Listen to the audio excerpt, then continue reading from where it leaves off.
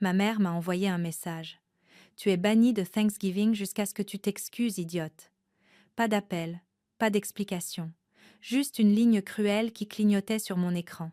Alors j'ai souri, refermé mon portefeuille sur leur fête et fait mes propres plans. 3 jours plus tard, pendant qu'ils découpaient la dinde sans moi, les factures que j'avais cessé de payer ont frappé fort. Mon téléphone s'est allumé avec 87 appels manqués, et ce n'était que le début. Avant de vous raconter tout ce qui s'est passé, likez et laissez un commentaire pour me dire d'où vous regardez. Avez-vous déjà été traité comme l'étranger dans votre propre famille? Quand les gens parlent de famille, ils imaginent de la chaleur, des rires, un endroit où l'on peut rentrer chez soi, quoi qu'il arrive. Ma famille. C'était différent. À l'extérieur, on avait l'air bien. Des photos de fête, avec des pulls assortis, des sourires posés autour de la table, papa découpant la dinde, tandis que maman tenait la cuillère de service, comme si c'était sa couronne. Mais sous les sourires, il y avait un courant que je ne pouvais ignorer. Du favoritisme, de la manipulation et du silence. Chaque fois que je demandais le plus petit signe de respect. Je m'appelle Madison Cole. J'ai 27 ans. La discrète. Celle qui maintenait l'équilibre des factures et les lumières allumées même quand personne ne le remarquait. Je n'étais pas riche, pas tape à l'œil, mais j'avais quelque chose que personne d'autre dans ma famille n'avait. Je pouvais faire disparaître une facture en retard avant même que la compagnie d'électricité ne pense à couper le courant. Quand papa a subi une opération l'année dernière, l'assurance n'a couvert qu'une partie. J'ai intervenu, payé ce qui n'était pas couvert, et après ça, c'était comme si un interrupteur s'était allumé. Soudain, je n'étais plus une fille. J'étais un filet de sécurité. Le forfait téléphonique familial, sur moi. L'Internet, sur moi. Un copaiement temporaire, sur moi. Mois après mois, il s'appuyait plus fort. Et je continuais à dire oui, parce que je pensais que c'était ça, l'amour. Pendant ce temps, mon cousin Dylan, la soi-disant star de la famille, avait toujours une histoire différente. C'était le garçon en or, celui qui ne pouvait rien faire de mal. Chaque fois qu'il se vantait d'une nouvelle prime de vente ou d'une autre soirée dehors, c'était moi qui payais discrètement la facture d'électricité qu'ils avaient oubliée une fois de plus. Chaque fois qu'il postait ses dîners parfaits en ligne, c'était moi qui couvrais les courses. Mes parents ne voulaient pas admettre qu'ils n'avaient pas les moyens. Maman se vantait du succès de Dylan comme si c'était le sien, tandis que j'étais juste la flic du budget, celle qui compliquait les choses. Il y avait des moments où je me laissais croire que les choses changeraient, comme quand maman faisait sa tarte aux pommes et que l'odeur emplissait toute la maison, ou quand papa s'endormait devant la télé avec le match de football en fond sonore. Je jetais un œil à la vieille photo de famille sur la cheminée. Moi avec des bagues. Dylan souriant sans souci. Et je me demandais si peu. Être un jour on s'assiérait à la même table sans que je sois la cible des blagues. Mais au fond, je savais bien. Le favoritisme n'était pas un accident. C'était un schéma. Chaque fois que Dylan avait besoin d'argent, on s'attendait à ce que je fournisse. Chaque fois que je parlais, on me disait de me détendre. D'arrêter de créer du drame. C'était mon rôle. Invisible, inaudible, et pourtant toujours à payer le prix. Et quand le message de maman est arrivé, me bannissant de Thanksgiving, ce n'était pas sorti de nulle part. C'était le clou final dans un cercueil qu'il construisait depuis des années. La première fissure est apparue dans le chat de groupe. C'était censé être le comptage pour Thanksgiving. Et le mien n'y était pas. J'ai fixé l'écran en attendant que mon nom apparaisse. Puis j'ai enfin tapé. Vous m'avez oublié? Les points ont pulsé quelques secondes avant que Dylan ne réponde. Place limitée. Essaye Noël si tu te comportes bien. Les mots m'ont fait un choc à l'estomac. Pas à cause de ce qu'il avait dit, mais parce que personne d'autre n'a objecté. Maman ne l'a pas corrigé. Papa n'a pas dit un mot. Les tantes et oncles sont restés silencieux, comme si le silence était une permission. J'ai appelé maman. Le bruit de vaisselle qui s'entrechoque et des rires ont filtré par le haut-parleur, comme si la fête avait déjà commencé sans moi. Tu n'es pas invité jusqu'à ce que tu t'excuses auprès de Dylan pour avoir ruiné son dîner de promotion. À thé, elle dit platement, comme si elle lisait un règlement. Par ruiner, tu veux dire demander pourquoi il continue d'emprunter pour le loyer pendant qu'il se vante de ses chèques de vente, ai-je répliqué. En fond, La voix de l'oncle Ray a coupé. La voilà qui recommence. La flic du budget. Tout le monde a ri. Tout le monde, sauf moi. J'ai senti la chaleur monter dans ma poitrine. La ligne est devenue silencieuse un moment. Une porte a claqué quelque part de leur côté, comme s'ils pensaient que je bluffais. Puis, l'appel s'est coupé. 10 minutes plus tard, tante Patrice a envoyé un message. Ne fais pas de ça une histoire d'argent. La famille passe en premier. Puis elle a posté une photo de gratitude sans moi. Longue table, bougies allumées. Tout le monde tagué sauf moi. Le jour de Thanksgiving, mon fil d'actualité s'est rempli d'assiettes de dinde et de tartes avec la légende. La meilleure famille du monde.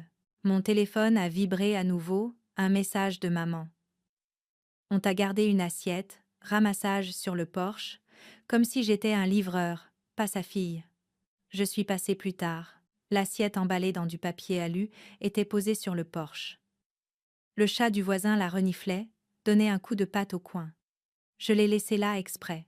Le matin du Black Friday, j'ai essayé de rendre la journée normale. Je suis allée à la boulangerie pour un café et un bagel. Tante Patrice était là par hasard, me faisant signe d'avancer comme si j'étais un problème à gérer. Elle a dit au caissier. Elle est sensible au succès. Abrège les bavardages.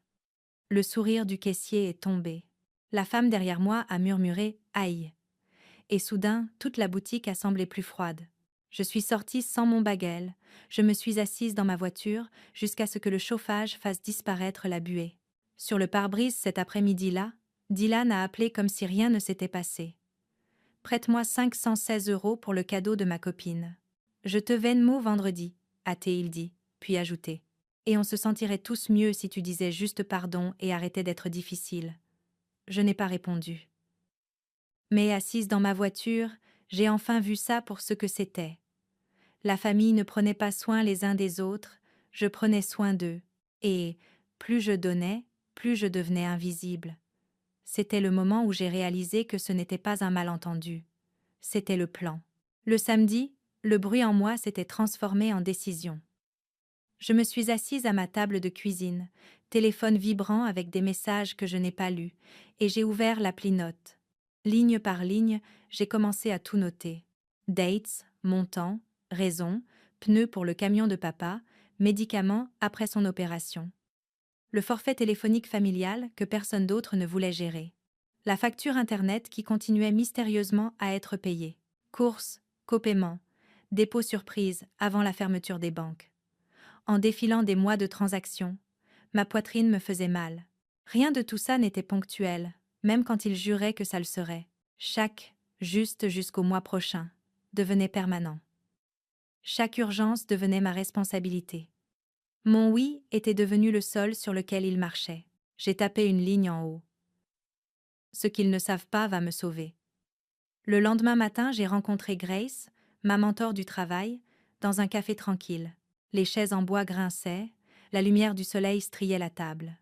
J'ai fait glisser un classeur bon marché vers elle, rempli de reçus imprimés et de captures d'écran. Elle l'a feuilleté page après page. Son visage est resté calme jusqu'à ce qu'elle atteigne les totaux.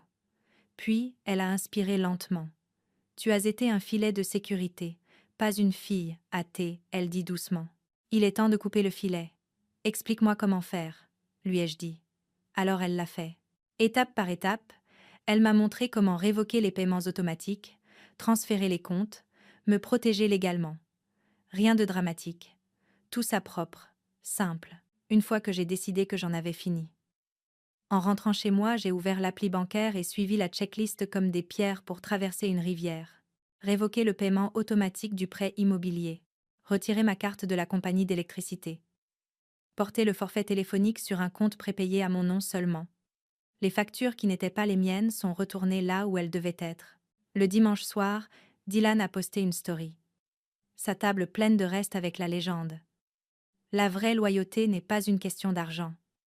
Les commentaires étaient pleins de mains qui applaudissent. Je l'ai mis en sourdine. Mon écran est devenu silencieux pour la première fois, depuis des années. Lundi après-midi, j'étais dans le magasin de bricolage quand j'ai entendu la voix de l'oncle Ray dans l'allée d'à côté. On l'a remise dans le rang maintenant. Elle va se calmer. J'ai continué à marcher. J'ai acheté des ampoules. glisser le reçu dans ma poche comme une petite promesse à moi-même. Puisque tu ne t'excuses pas, saute Noël aussi. Et ne nous embarrasse pas avec tes tableurs de prêt. Je l'ai écouté 2 fois. Supprimé. Je suis restée assise immobile, dans mon appartement tranquille, réalisant que leur silence ne me faisait plus peur. 2 jours plus tard, l'appel paniqué est arrivé. La voix de maman a craqué à travers la ligne. Le prêt immobilier n'a pas été débité, hâté, elle dit, comme si le monde avait basculé. J'ai senti quelque chose s'installer en moi alors, comme une pierre tombant au fond d'un lac.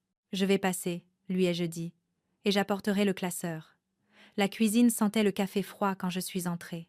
Les stores étaient à moitié ouverts, la lumière tranchant la table où maman était assise. Mains serrées, jointure pâle.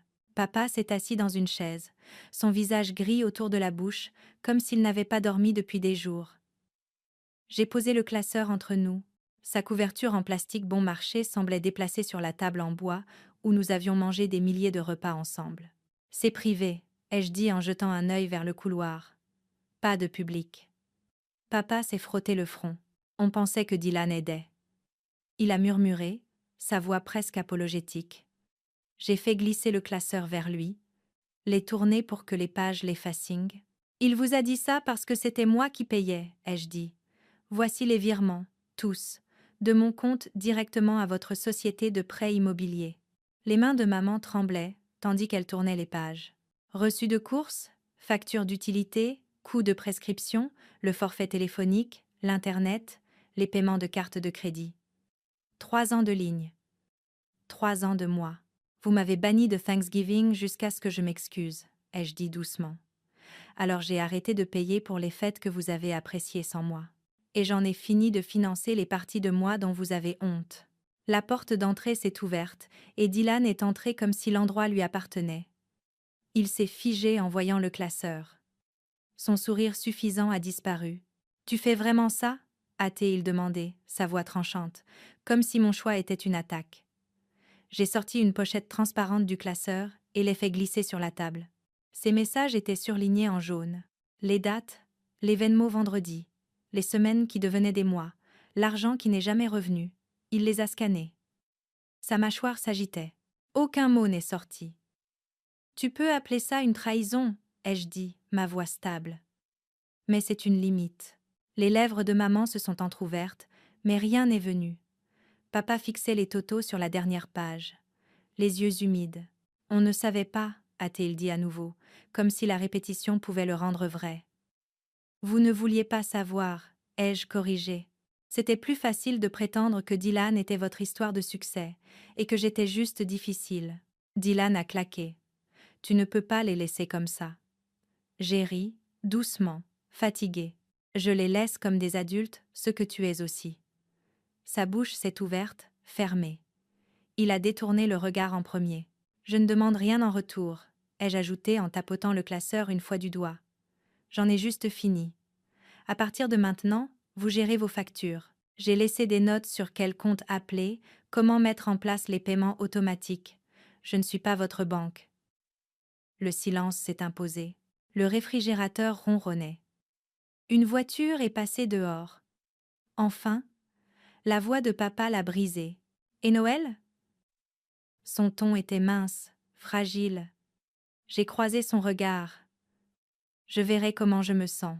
Et je le pensais d'une façon que je ne m'étais jamais permis de penser quoi que ce soit avec cette famille. J'ai glissé le classeur sous mon bras et suis sortie. L'après-midi était lumineux, laid et propre. Chaque pas vers ma voiture ressemblait à une porte qui se fermait derrière moi. En rentrant chez moi, je me suis arrêtée à un feu rouge. La peur m'a envahie, et s'il me coupait complètement? Et si personne n'appelait plus? La flèche verte s'est allumée, et j'ai tourné. Et dans ce virage, j'ai réalisé que je vivais dans la peur de leur silence depuis des années. Être que le silence était exactement ce dont j'avais besoin. À la fin de la semaine, le chat de groupe familial clignotait avec des messages maladroits, qui peut t'aider à réorganiser les factures, suivis de chaînes d'émojis et pas de volontaires. Quelqu'un a tapé Dylan, et il a répondu avec un simple roulement d'yeux. Puis le chat s'est tu. Tante Patrice a posté une citation sur l'humilité sur Facebook. Et pour la première fois depuis des années, personne ne m'a tagué dessous. Les DOM de photos de week-end de Dylan ont rétréci. Plus de dîners chics, juste des jeux de société sous des lampes tamisées. Maman a envoyé une recette de gratin comme si rien ne s'était passé. Je n'ai pas répondu. 2 jours plus tard, un autre message. Je n'avais pas réalisé tout ce que tu faisais. On va s'en sortir. Je l'ai lu 2 fois. Poser le téléphone. Le soir, j'ai fait du thé dans ma cuisine tranquille. Équilibrer mon propre budget. Les chiffres semblaient simples quand ils n'appartenaient qu'à moi. Pourtant, leur voix résonnait parfois. Papa, et Noël? Dylan. Tu ne peux pas les laisser comme ça. Mais alors je me rappelais le classeur, l'assiette de dinde sur le porche, la façon dont maman avait tapé idiote dans son message, comme si je n'étais pas sa fille.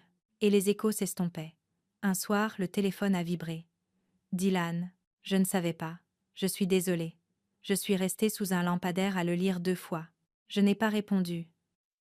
Pas encore, parce que ce n'était pas une question d'une seule excuse. C'était des années à être invisible jusqu'à ce que mon argent apparaisse. À la boulangerie, 1 semaine plus tard, la même caissière a levé les yeux et souri cette fois. Qu'est-ce que je vous sers? Thé, elle demandait. Bagel tout garni grillé avec du fromage à la crème, ai-je dit, comme n'importe qui commandant un petit déjeuner un jour ordinaire. Je suis sortie et mordue dans le bagel chaud. Et pour la première fois depuis longtemps, ça avait le goût de quelque chose de simple qui ne me devait rien. Et c'était le vrai affrontement. Pas à la table de la cuisine, pas dans le classeur, mais dans la preuve tranquille que je pouvais m'en aller et rester entière. Les semaines suivantes ont semblé étranges, comme entrer dans une pièce qui avait toujours été bruyante et la trouver enfin silencieuse. Pour la première fois, mon salaire était à moi. J'ai payé mon loyer, mon assurance auto, rempli mon frigo, et il me restait encore assez pour respirer. L'absence de leur demande ressemblait à un nouveau genre d'air. Papa a appelé un après-midi. Sa voix plus douce que je ne l'avais jamais entendue. On a mis en place les paiements automatiques, a-t-il dit, puis, après une pause. Je suis désolée de t'avoir fait te sentir comme un porte-monnaie. Les mots étaient crus, non répétés. Il ne réparait pas tout, mais il comptait.